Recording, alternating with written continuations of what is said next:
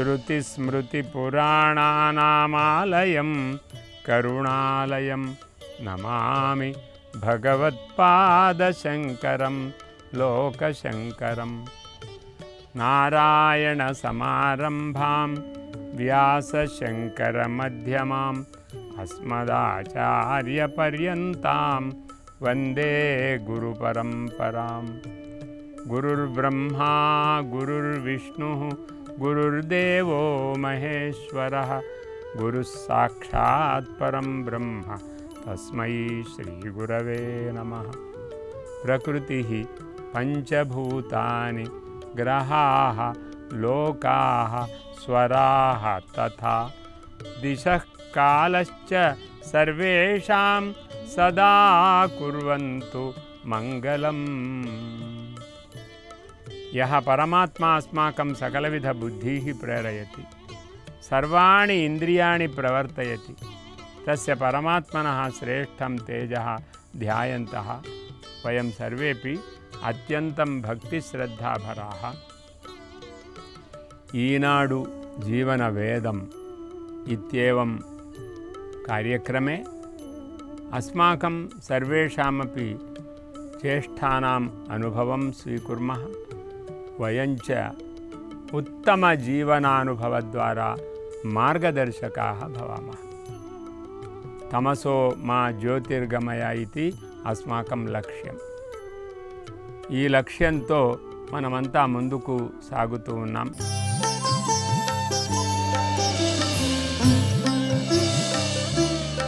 మనం ఎప్పుడూ వెలుగును కోరుకుంటాం తప్ప చీకటిని కోరం. మనము దోషాలను కోరము, గుణాలను కోరుకుంటాం. అజ్ఞానాన్ని కోరుకోము, జ్ఞానాన్ని కోరుకుంటాం. అలాగే చెడు మార్గాన్ని కోరము, ఉత్తమమైన మార్గాన్ని కోరుతాం. మృత్యువును కోరము, అమృతత్వాన్ని సాధించాలి అనే ఒక ప్రయత్నం చేస్తూ ఉంటాం. ఇంత నిరంతర ప్రయత్నం చేయడంలో మనము అన్వేషణ చేస్తూ ధర్మము జ్ఞానము చాలా గొప్పది అని మనం అర్థం చేసుకున్నాం. పరంపర చాలా గొప్పది అని అనుకున్నాం. ఆ పరంపరలో మొదట మానవులు అందరూ బ్రతకాలి, అందరికీ సమానంగా మన జీవనము ఉపయోగపడాలి. మనము సర్వ ప్రాణుల కోసము, మనుషుల కోసము, సర్వ ప్రాణుల కోసము, దేవతల కోసము మాత్రమే బ్రతుకుతున్నాం. కానీ మన కోసం మనం బ్రతకడం లేదనే ఒక అర్థాన్ని కూడా మనం తెలుసుకున్నాం. మన కోసం బ్రతుకు మనది కాదు, మన పిల్లల కోసం మాత్రమే కాదు. మనము, మన పిల్లలము, మన కుటుంబం అంతా కలిసి ఇతర సమాజంలో ఉండేటువంటి మన సాటి మానవులు, అంతేకాకుండా తోటి పశువులు, పక్షులు, క్రిములు, కీటకాలు, వాటి కోసమే మన జీవనం. ఇలా ఒక ఉత్తమమైనటువంటి జీవితాన్ని అర్థం చేసుకుంటూ ముందుకు సాగే జాతి మనదనుకున్నాం. ఈ దృష్టిలో మన పూర్వులు ఎలాంటి మార్గాన్ని ఉపదేశించారు అంటే, ఎవరిని చూచినా నీవు పవిత్రమైన జన్మ కలవారనుగా నీవు భావించు. మా వాళ్ళంతా కూడా, మా పూర్వులంతా కూడా చాలా పవిత్రులు అని ఆలోచన చెయ్యి. మేము దురదృష్టవంతులము, ఎదుటివాళ్ళు కూడా దురదృష్టవంతులు అని ఆలోచన చేయకు. మేము అదృష్టవంతులము, మీరు అదృష్టవంతులే, అందరము మనం అదృష్టవంతులమని ఆలోచించాలి. ఈ అదృష్టములలో మొదటిదేమిటి అంటే ఆజన్మ శుద్ధి. ఎవరూ తక్కువ జాతి గలవారు కాదు, అందరూ ఉత్తమమైన జాతి గలవారు. పని చేయడాన్ని బట్టి జాతిని నిర్ణయించకూడదు. జీవన వృత్తులలో ఏది గొప్పది ఏది తక్కువది అని ఆలోచించకూడదు. ప్రతి జీవన వృత్తి గొప్పదే. ఏ జీవన వృత్తి అయినా అందరి కోసమే కాబట్టి గొప్పది. మన జీవన వృత్తులలో మనం బ్రతకడం కోసం అనేది లేదు.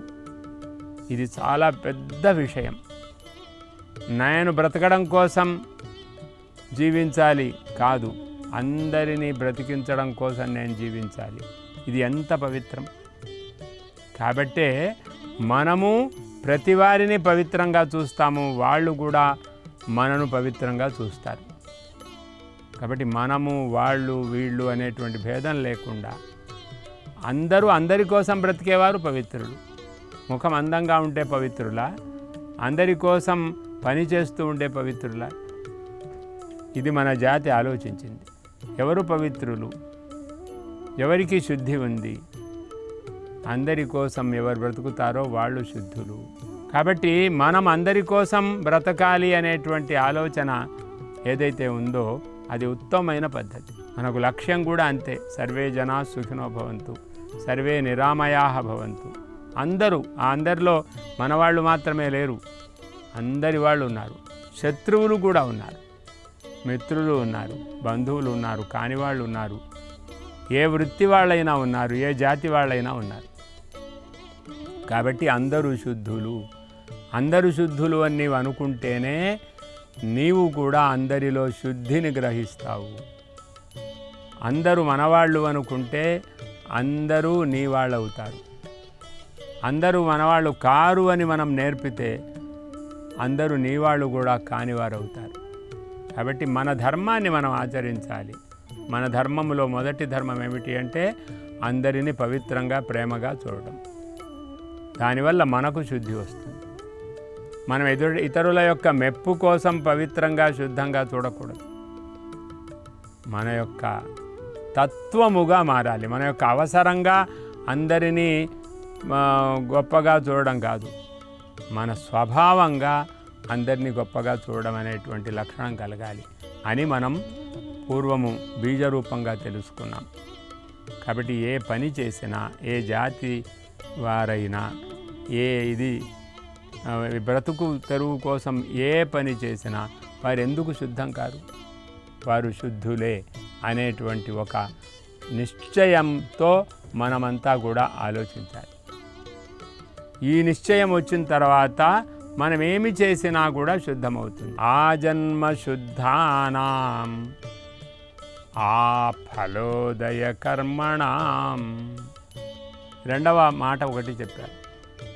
మనము భారతీయులు ఎలా ఉండాలి, ఎలా బ్రతుకుతారు వాళ్ళు. ఒకటి, అందరి కోసం బ్రతుకుతారు అనుకున్నాం కాబట్టే ఎప్పుడు శుద్ధులు వాళ్ళు. తమ కోసం బ్రతికేవారు పాపులు అని మన శాస్త్రంలో చెప్పడం జరిగింది. భుంజతే తేతు అఘం పాపాః ఏ పచంతి ఆత్మకారణాత్ ఏ జనాః మమ ఉదరపూరణార్థం మమ సుఖార్థం అహం భోజనం కరోమి పాకం కరోమి ఇది చింతనం కరోతి సహా పాపి. అహం మమ భోజనార్థం పాకం న కరోమి, అహం మమ తృప్త్యర్థం పాకం న కరోమి, అహం సర్వేషాం తృప్త్యర్థం పాకం కరోమి. మమ పత్ని పాకం కరోతి, మమ మాతా పాకం కరోతి, సర్వేషాం కృతే భోజనం దాతుం కరోతి, అహమపి సర్వేషాం కృతే పాకం కరోమి, భగవతః నివేదనార్థం పాకం కరోమి ఇత్యేవం చింతయిత్వా సర్వజీవనం పవిత్రం కుర్మః. ఇలా ఆలోచన మనకు అందరికీ రావాలి. మేము ఇంట్లో వండుకోవడం అనేది మా నలుగురి కోసం కాదు, ఎప్పుడైనా కొత్త వాళ్ళ కోసమే. ఎవరూ రాలేదు కాబట్టి మేము భోజనం చేస్తున్నాము, ఎలా తప్పు అని అనుకుంటూ భోజనం చేస్తున్నాం. కాబట్టి మా ఇంట్లో వంట మా కోసం వండుకోము. మా కోసం వండుకోము కదా అని ఉపవాసం ఉండం. అంటే ఏ క్షణంలో ఎవరు వస్తారో తెలియదు కదా, వాళ్ళ కోసమే వండుతాం. భగవంతుని కోసం వండుతాం, భగవంతుని ప్రసాదంగా స్వీకరిస్తాం. అతిథుల కోసం వండుతాం, అతిథుల ప్రసాదంగా స్వీకరిస్తాం. భగవానుడు భగవద్గీతలో చాలా స్పష్టంగా చెప్పాడు, భుంజతే తేతు అఘం పాపాః. అఘం భుంజతే, వాళ్ళు పాపాన్ని తింటారు. ఏ పచంతి ఆత్మకారణాత్, ఎవరైతే తమ కోసం వండుకుంటారో. కాబట్టి భారతదేశంలో ఎలా పవిత్రులమవుతాం? మన ఇంటిలో ఉండే అన్నం అందరికీ, మనము అందరికీ, మన ఇంట్లో వంట అందరికీ, మనము అందరికీ సంబంధించిన వాళ్ళం అనే ఒక విశాలమైన ఆజన్మ శుద్ధి మన భారతీయులకు ఉండాలి. ఋషులు ఆ మార్గాన్ని మనకు తెలియజేశారు. ఆనో భద్రాః క్రతవో యంతు సర్వతః. మేము పని చేస్తాం, ఆ పనిని ఎందుకు చేస్తాం? ఒక ఫలం సిద్ధించాలి. పనికి ఫలం ఉండాలి. అది నా పని అనేది చెయ్యం. నా పని అందరికీ సేవ చేయడమే నా పని. కాబట్టి ఈ సేవకు ఫలము తప్పకుండా రావాలి. నేను చేసేటువంటి పనికి తప్పకుండా ఫలం రావాలి అని అనుకుంటే ఏమవుతుంది? అది స్వార్థం అవుతుంది. నేను చేసే పనికి అందరికీ ఫలం కలగాలి.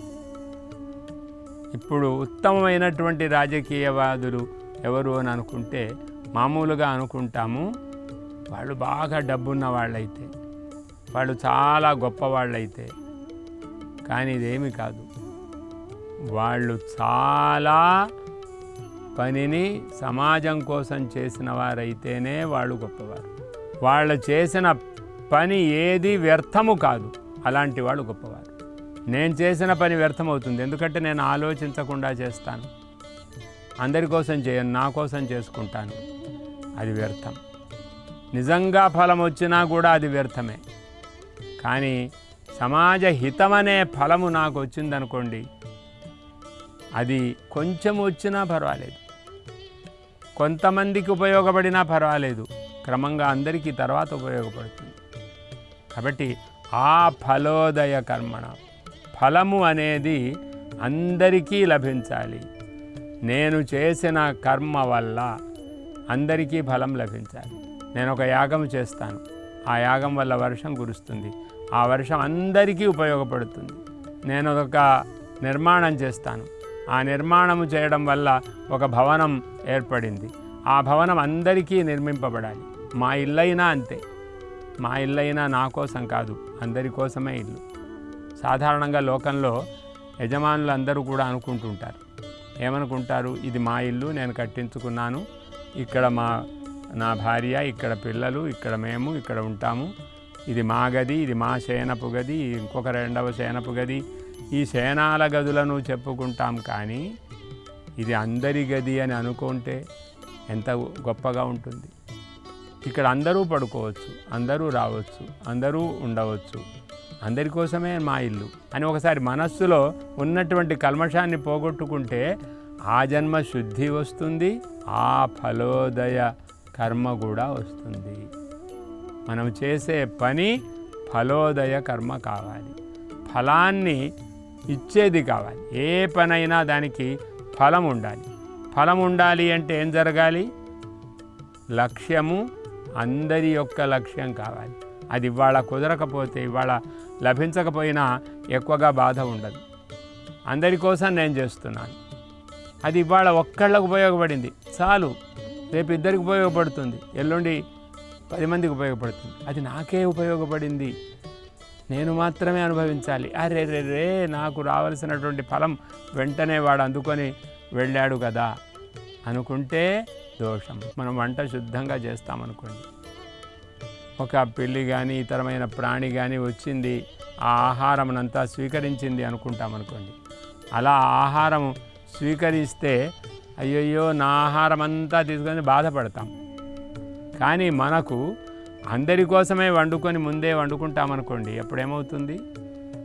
పిల్లి తిందా, ఇది బాగానే ఉంది, నేను ఏదో మన వాళ్లకు లేదా తిందామనుకున్నాను, కానీ ఆ పిల్లి తింది, ఎవరు తింటే ఏమిటి అనే ప్రేమ కలిగిందనుకోండి, ఆ భూతం మీద ఎంత ప్రేమ, ఆ భూతము కూడా మనకు ఆశీర్వచనం చేస్తుంది, ఆ ప్రాణి కూడా మనకు ఆనందాన్ని కలిగింపజేస్తుంది. అందువల్ల మన యొక్క ఏ పనైనా అందరి కోసం అనుకుంటే, అందరూ లేకపోతే మనం దాన్ని అనుభవిస్తాం.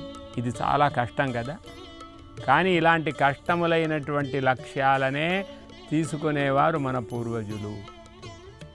ఆ ఫలోదయ కర్మణం, మా కర్మలకు ఫలము జరగాలి.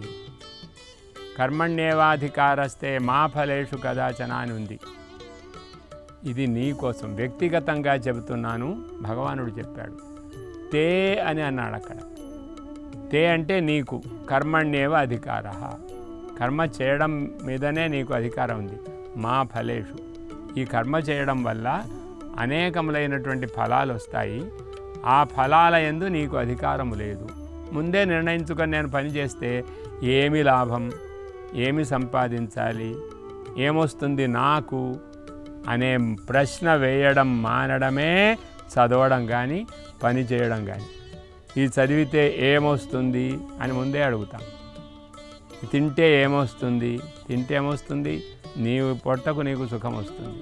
కానీ అందరి పొట్టకు కూడా కావలసినటువంటి ఆహారాన్ని నేను సంపాదించేవాడిని అయితే నేను గొప్పవాడిని అవుతాను కదా. ఈ ఆలోచన మనకు రావాలి. నేను నా పొట్ట కోసం నేను బ్రతికేవాడిని కాకూడదు. నేను వీళ్ళందరికీ ఎలా ఉపకరిస్తాను అని ఆలోచన చేస్తే చిన్న పనైనా అందరికీ ఎలా ఉపయోగపడుతుందో తెలుస్తుంది. అలా కాకపోతే అది అందరికీ ఉపయోగపడదు. కాబట్టి అందరికీ ఉపయోగపడని పని మనకు ఫలవంతమైన ఉపయోగము లేదు, ఫలవంతం కాకున్నా కూడా ఉపయోగము లేదు. అది అందరికీ ఉపయోగపడాలి. కాబట్టి ఆ ఫలోదయ కర్మణం అలా ఎప్పుడైతే భావిస్తామో అప్పుడు కర్మణ్యేవాధికారస్తే అని అన్నాడు భగవంతుడు. మనకు అలా అలవాటైంది కాబట్టి ఏ ఫలాన్నైనా నేను అనుభవించాలి, మా వాళ్ళు అనుభవించాలి, ఇంకొకళ్ళు అనుభవించకూడదు అనే అలవాటు మనకు జరిగినప్పుడు ఫలము సిద్ధించడం దాకా పనిచేయడం అనే లక్షణం వస్తుంది. ఆ ఫలోదయ కర్మణం. ఇవాళ పూర్తి కాలేదు, రేపు పూర్తి అవుతుంది, ఎల్లుండి పూర్తి అవుతుంది. ఎప్పటికైనా పూర్తి కావలసింది చక్కని ఫలం రావాలి, అందరికీ రావాలి. ఇది లక్ష్యం. అది వచ్చేదాకా నేను మానను, ఈ పనిని చేస్తూనే ఉంటాను. మా ఫలేషు కదాచన మా కర్మ ఫలహేతుర్భువు. నీవు కర్మఫలానికి కారణం కావాలి నేను అని మెప్పు కోసం నీవు కర్మ చేయకు. మా కర్మఫల హేతుర్భువు. నీవు ఒక కర్మ యొక్క ఫలమునకు ఆ ఫలము నీకు మాత్రమే ఉపయోగపడేటువంటి మా ఫలానికి నీవు కారణం కావద్దు. మా కర్మఫల హేతుర్భువు. నీవు చేసేటువంటి పని, ఆ పనికి వచ్చేటువంటి ఫలము అది అందరికీ సమాజంలో జరిగితే నేనొక్కడే కారణము, నాకే అది చెందాలి అనే ఆలోచన నీకు ఉండదు. మా కర్మ ఫలహేతుర్భూ మాతే సంగః అస్తు అకర్మణి. మరి ఎందుకు నేను పని చేయాలి, ఇలా నా కోసం కాకపోతే ఎందుకు బ్రతకాలి, అనవసరం కదా అని మనం అనుకుంటుంటాం. అలా అనవసరం కాదు. అకర్మణి తే సంగః మాస్తు. నీకు కర్మ చేయకుండా ఉండడం అనేటువంటి దాని మీద నీకు సంగం ఉండకూడదు. అకర్మణి సంగః మాస్తు మాతే సంగోస్తు అకర్మణి.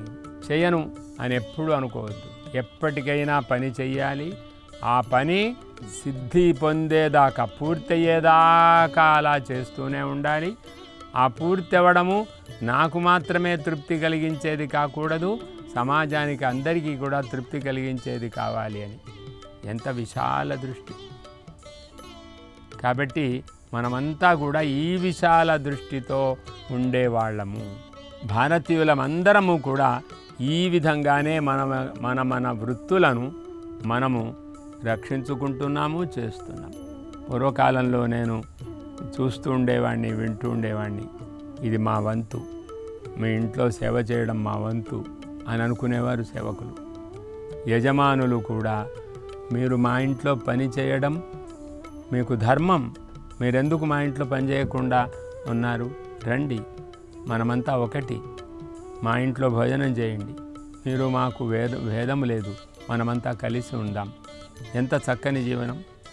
కాబట్టి మా కర్మఫల హేతుర్భూ. నేను ఈ ఫలానికి నేనొక్కడే కారణమని నేనొక్కడే అనుభవించాలి అని అనుకోకూడదు. చేసిన ప్రతి పని ఫలవంతం కావాలి. ఫలవంతమైన ప్రతి పని అందరి కోసం ఫలవంతం కావాలి. నేనే అనుభవించాలి అనేటువంటి ఆలోచన ఉండకూడదు. కర్మ చేయడమే నా వంతు. ఫలము ఎప్పుడొచ్చినా పర్వాలేదు, ఎంతమందికైనా కూడా రావాలి.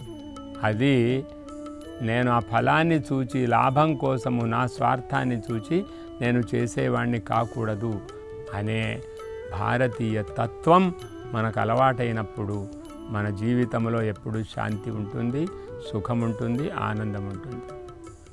పునర్మిలామః నమస్కారం. ఈ కార్యక్రమాన్ని తిరిగి చూడాలనుకుంటే www.youtube.com/@ETV Life Spiritual లో చూడవచ్చు.